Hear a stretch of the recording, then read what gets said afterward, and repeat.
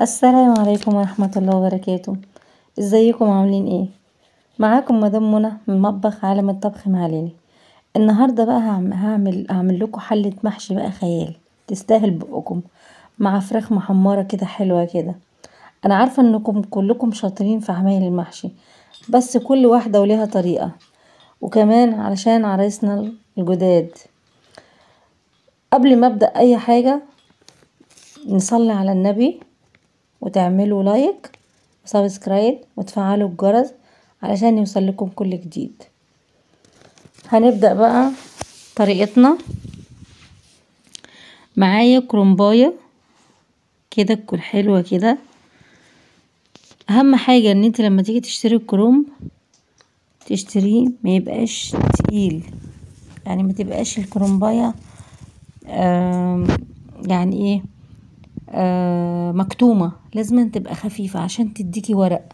المكتومة ديت بتبقى الكرنباية تطلع مقطعة، ما تعرفيش ان انت يعني تجيبي الورقة سليمة، بتبقى متقطعة ومتبهدلة وبتبقى مكتومة على الفاضي يعني. لكن اللي هي بتبقى خفيفة دي بتبقى حلوة. تمام. اول حاجة هنعملها ان احنا هنجيب السكينة زي ما بوريكم كده. انا بوريكم بقول لكم يعني ان الكرنبايه تبقى خفيفه كده وما تبقاش تقيله. اول حاجه هنجيب السكينه ونقطع الراس ونجوفها كده كلها زي ما انتوا شايفين، واجوفها من جوه، اقطع كل الراس من جوه وحط العروق كلها اللي فيها زي ما انتوا شايفين كده.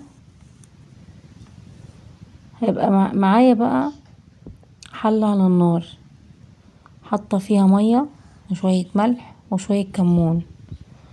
هبدأ ان انا اسقط فيها الكرنبايه، اسقطها من الجزء اللي انا جوفته اللي عند الراس.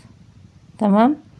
هسيبها بقى لمدة ايه، يعني كام دقيقة كده، 4 دقايق كده، لحد ما الكرنبايه تستوي معايا.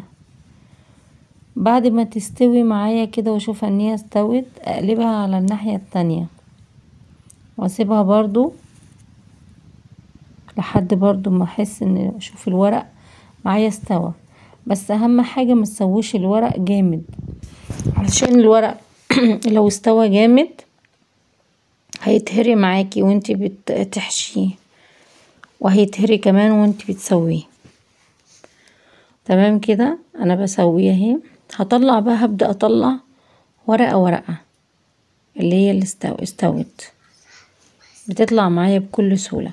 الطريقة دي بتبقى اسهل بكتير لما انتي بتقطعي الورق كله مرة واحدة واحدة كده، الورق كله وتسقطيه.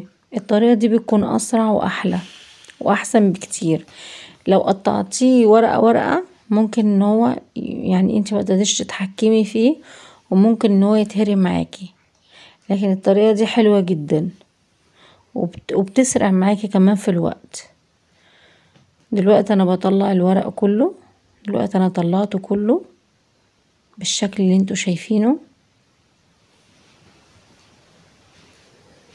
شايفين انا كده انا طلعت الورق كله. دلوقتي بقى ان انا همسك الورق ده هبتدي اقطعه. هعين العروق اللي بتبقى فوق ده، العرق دوت هبقى اعينه كده بالسكينة، وهبدأ ان انا الف الورقة كده وابدأ اقطعها اجزاء زي ما انتوا شايفين. بس انا مش بحب ان انا اقطع الورقة يعني كل ورقة على قد الحشوة، لا انا بقطع الورقة بجزأها وخليها رول كده زي ما انتوا شايفين. انا عاملاها رول، انا مش هقطعها تاني، انا هخليها زي ما هي كده. الطريقة ديت بتخليكي تقدري تعملي المحشي بكل سهولة، وبيسرع معاكي قوي لما تعمليها رول كده. لكن لما بتعمليها قطع صغيرة بتتعب في الحشو ان انت يعني تقعدي بقى تعملي ورقة تلزق في ورقة كده، لكن الطريقة دي سهلة جدا. وكمان الطريقة ديت لو انت عملتيها وخزنتيها في الفريزر بتيجي تطلعي الكرنباية، يعني الكرنب بتحطيه مسافة بتحطيه في مية سخنة بيطلع اكنه فريش. دلوقتي بقى هنبدأ في الصلصة. انا معايا طماطم، انا ضاربة طماطم ومعايا فص توم ومعاه قرن فلفل، بيدي طعم وريحة حلوة قوي. وده بصل انا عاملاه بالكبة، ومعاه فلفل اخضر، ودي الخضرة شبت وبقدونس وكزبرة. ومعايا بقى بصلاية دي انا عامله حط عليها فلفل اسود وملح، ومعايا شوية طماطم. انا هقول لكم هعمل بيهم ايه في الاخر. تمام. هبدأ اجيب حلة على النار واحط فيها شوية زيت وشوية سمنة او زبدة، وهبدأ احط البصل بالفلفل، وهبدأ اقلب لحد ما تبتدي ان البصل والفلفل يتبالوا معايا ويحمروا، بس مش قوي. انا مش عايزاهم يحمروا قوي علشان ما يدوش حموضة للمحشي، يبقى المحشي فيه حموضة جامدة. هقلبه بس لحد ما يحمر بسيط زي ما انتوا شايفين كده. هو وصل للون اللي انا عايزاه، البصلايه احمرت ودبلت معايا. هبتدي احط الطماطم، احطها على البصل والفلفل وهقلبها، وهيكون معايا معلقة سكر. ليه انا بحط معلقة السكر؟ علشان تعادل حموضة الطماطم، ما تبقاش حامية. هسيبها بقى تتسبك، وهغطيها واسيبها تتسبك. وهبدأ اعمل معايا فراخ انا متبلاها ببصل وفلفل اسود وملح وبهارات. تمام. دي هسلقها علشان هعمل الشوربة بتاعة المحشي. هكون غالية مية على النار، هسقط بقى الفراخ زي ما انتوا شايفين، وهبدأ بقى احط لها توابلها. انا حاطه طبعا الفلفل الاسود والملح، هبدأ احط طماطم وحاطه بصل، وهحط قرن فلفل اخضر بيدي طعم للشوربة حلوة قوي، دي بديلة للتوابل. وشوية فلفل اسمر برضو شوية تاني، وشوية ملح صغيرين عشان انا حاطه متبلة الفراخ. وهسيبها بقى على النار لحد ما تستوي. دلوقتي رجعنا لصلصة المحشي. دلوقتي هي اتسبكت معايا. بتعرفي ان هي اتسبكت ازاي؟ لما تلاقي الإدام طفى على الوش من فوق. هبتدي بقى احط التوابل. التوابل بقى عبارة عن ايه؟ عبارة عن فلفل اسود وملح وبصل بودرة وتوم بودرة وكمون وبابريكا. ولو عندك بقى يعني شوية نعناع ناشف كده، انا للأسف انا ما كانش عندي، بيديله برضو طعم حلو. هقلب كل التوابل مع الصلصة كلها، هخلي التوابل تتشرب، الصلصة تشرب من التوابل كلها. هبتدي اجيب الرز، انا طبعا غسلاه، وهحطه على الصلصة واديله تقلبتين واقلبه زي ما انتوا شايفين.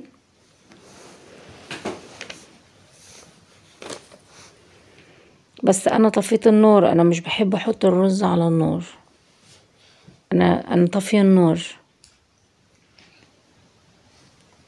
هديله تقلبتين كده.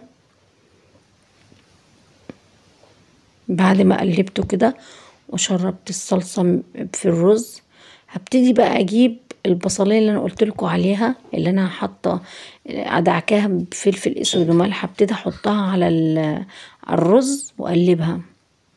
ما اقولكوش بتدي طعم حلو قوي للمحشي. هحط برضو الطماطم اللي انا قلتلكوا عليها اللي انا حيشاها شوية طماطم كده بتدي برضو طعم حلو المحشي، وبتخلي المحشي يبقى احمر معايا وحلو. خلاص كده انا قلبت كل اللي انا البصل والتوابل والقوطة والبصل. هبتدي احط الخضرة. الخضرة لما بيكون كتير في المحشي بتبقى حلوة قوي. انا بحب الخضرة في المحشي كتير. هقلبها في الرز عشان تاخد ريحة الخضرة كده، الخضرة والرز كده مع بعض وياخدوا الريحة. انا بحط الخضرة في الاخر، ما بحبش احطها في الاول عشان تدي ريحة حلوة. معايا بقى حلة حاطة بقى فيها اللي هي اللي بتتحط في قاع الحلة. انا ما بحبش احط حاجة يعني، ما بحبش احط من بتاع المحشي دوت اللي هي ورق محشي واي حاجة، لا مش بحب. انا بحب احط طماطم وجزر وبصل. الحاجات دي لما بتتحط في القاع كده والتيست بقى اللي بيخلي الحلو المحشي ريحته حلوة قوي، انك تحطي من شوية من الخضرة على الخضار اللي انا حاطه ده. الخضار ده ما بيتحط بقى وعليه المحشي بيكرمل، بيبقى حلو قوي. دلوقتي انا بحشي المحشي. هبتدي دلوقتي ان انا اخد المحشي الاخضر. انا بحط الاخضر الاول تحت، الورق الاخضر بحطه الاول تحت.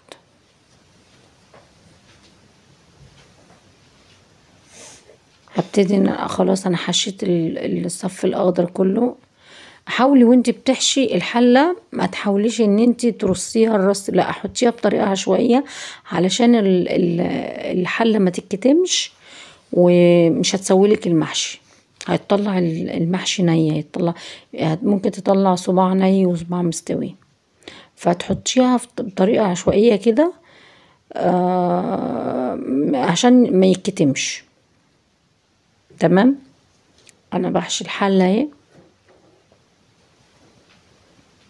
ابتدي احط بقى الصف الابيض بقى. انا خلاص خلصت بقى من الصف الاخضر دوت الورق الاخضر. احط ورق ابيض بقى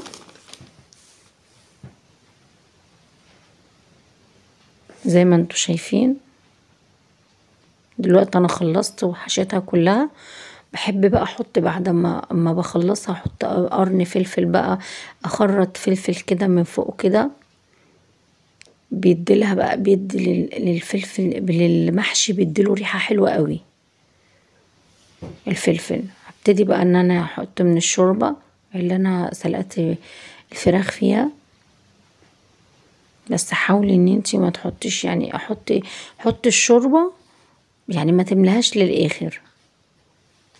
وانتي بتحطيها لازم ترجي الحلة كده علشان الشوربة تنزل لتحت عشان يستوي. والشوربة ما تكونش للاخر خالص، يعني انا عايزة الشوربة اما تيجي تحطيها اخر صف يعني، او اخر صف من فوق يكون ظاهر يعني، ما يبقاش متغطي بالشوربة عشان ما يعجنش معاكي. وابتدي اجيب الطبق ده انا بحطه ليه من فوق كده علشان المحشي ما يفكش مني. مجرد بس ما الحلة تغلي ببتدي ان انا اعين الطبق واغطي على الحلة. دلوقتي دي المحشي اما طلع شايفين جماله الواحدة بوحدتها اهي. اقولكش بقى الريحة حكاية والطعم اجمل واجمل. جربوها. شايفين يا جمال بقى المحشي كده في الشتاء بيبقى حاجة يعني فوق الخيال.